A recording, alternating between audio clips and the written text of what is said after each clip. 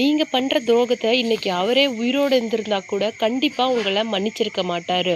அப்படி ஒரு துரோகத்த தான் இன்னைக்கு உங்களுடைய மகனோட வாழ வந்த பொண்ணுக்கு நீங்க செய்றீங்க.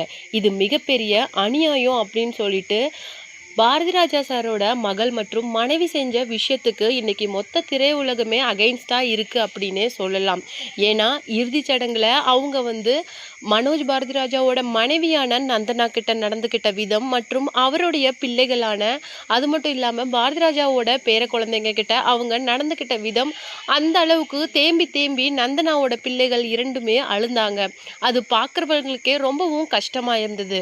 ஒருவேளை ராதிகா சரத்குமார் அந்த டைமுக்கு அங்க வரல அப்படின்னா அது பெரிய சண்டையா மாறி இருக்கும். இது மிகப்பெரிய வருத்தம், சங்கடம் மட்டும் இல்லாம மகனை அப்பாவை இழந்து ஒரு வருடத்திலேயே தாத்தாவையும் இழந்த குழந்தைகளோட மனசுக்கு மிகப்பெரிய பாதிப்பை ஏற்படுத்தும் அப்படின்னு சொல்லிட்டு இன்னைக்கு சமூக வலைதளங்கள்ல நிறைய பேர் பாரதிராஜாவோட மகளான ஜனனி பண்ணின விஷயங்களுக்கு இன்னைக்கு கண்டனம் தெரிவிச்சுட்டு வராங்க. அந்த வகையில நடிகர் சிவகுமார் சொன்ன விஷயங்கள் தான் இன்னைக்கு சமூக வலைதளங்கள்ல பேசுபொருளா இருக்கு. அது என்ன அப்படிங்கிறத வீடியோக்குள்ள போல பார்க்கலாம். மறக்காம சிபி ட்ரெண்டிங்க்கு புதியவராக இருந்தா சப்ஸ்கிரைப் பண்ணுங்க. வாங்க வீடியோக்குள்ள போலாம்.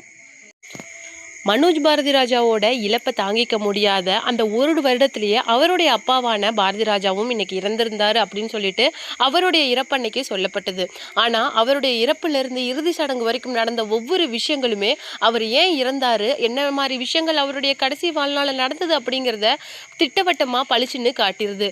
முதல் விஷயம் என்ன அப்படின்னு சொல்லிட்டு பாத்தீங்கன்னா, கங்கை அமரன் பாரதிராஜாவோட மனைவி மற்றும் பிள்ளைகள் பசங்கன்னு வரும்போது அவங்கள பார்த்து இப்போ எதுக்காக வந்தீங்க, அது மட்டும் இல்லாம அவனை அனாதையா விட்டுட்டு போயிட்டீங்க, இன்னைக்கு அவனுடைய முகத்தை பார்க்கறதுக்கு உங்களுக்கு எந்த தகுதியுமே கிடையாது அப்படின்னு சொல்லிட்டு ரொம்ப கோவமா பேசியிருப்பாரு.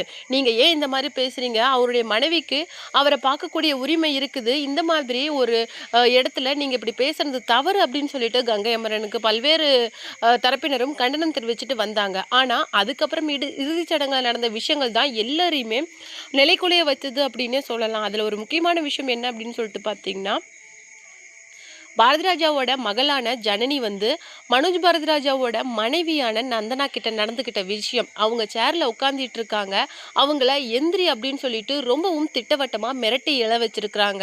அது மட்டும் இல்லாம அங்க ஏதோ தப்பா நடக்குது அப்படிங்கிறத சுதாரிச்சுக்கிட்டு உடனே ராதிகா சரத்குமார் அந்த இடத்துக்கு போய் கொஞ்சம் அமைதியா இரு ஜனனி, இந்த இடத்துல வேணாம் ப்ளீஸ் அப்படிங்கிற மாதிரி சொல்லி அவங்கள சமாதானப்படுத்திருக்காங்க. உடனே நந்தனா அந்த பக்கம் போய் தன்னுடைய பிள்ளைகளை கட்டி அணைச்சு அழுதுருக்காங்க. இந்த விஷயம் தான் இன்னைக்கு சமூக வலைதளங்களை மிகப்பெரிய பொருளா இருக்கு. இதுக்கு நடிகர் சிவகுமார் என்ன சொல்லியிருக்காரு அப்படின்னு சொல்லிட்டு பாத்தீங்கன்னா, பாரதிராஜாவோட மனைவியை பார்த்து நீங்க செஞ்சது மிகவும் தவறு, மனோஜ் இல்லாத நேரத்துல அந்த குடும்பத்துக்கு நீங்க தான் முழு ஆதரவை கொடுக்கணும், நீங்க இந்த மாதிரி உங்களுடைய மகளுக்கு சப்போர்ட் பண்ணி பேசுறது அப்படிங்கிறது ரொம்பவும் தவறு, ஏன்னா மனோஜுக்கு சேர வேண்டிய சொத்துக்களை அவரிடமே ஒப்படைக்கணும், அதுதான் அவங்களுடைய உரிமை, நீங்க அவங்களுக்கு செய்யக்கூடிய ஒரு நீதி அப்படிங்கிற மாதிரியும் சொல்லியிருக்காரு. ஏன்னா இன்னைக்கு போலீஸ் ஸ்டேஷன், கமிஷனர் ஆஃபீஸ் அப்படின்னு சொல்லிட்டு எல்லா இடத்தையும் தாண்டி, ஏன்னா ஜனனி நந்தனா இருந்த அப்பார்ட்மெண்ட்ல காலி பண்ணணும் அப்படின்னு சொல்லிட்டு நோட்டீஸ் விட்டுருக்காங்க. ஏன்னா அந்த சொத்தையும் தன் பேர்ல அவங்க மாத்திக்கிட்டாங்க.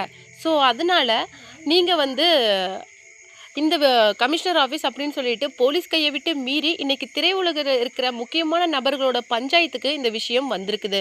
அவங்க சொல்ற விஷயங்கள் என்ன அப்படின்னு சொல்லிட்டு பார்த்தீங்கன்னா, தயவு செய்து மனோஜ் பாரதிராஜாவுக்கு சேர வேண்டிய சொத்துக்களை அவரிடமே திருப்பி கொடுத்துருங்க அப்படிங்கிற மாதிரி சொல்லப்படுது.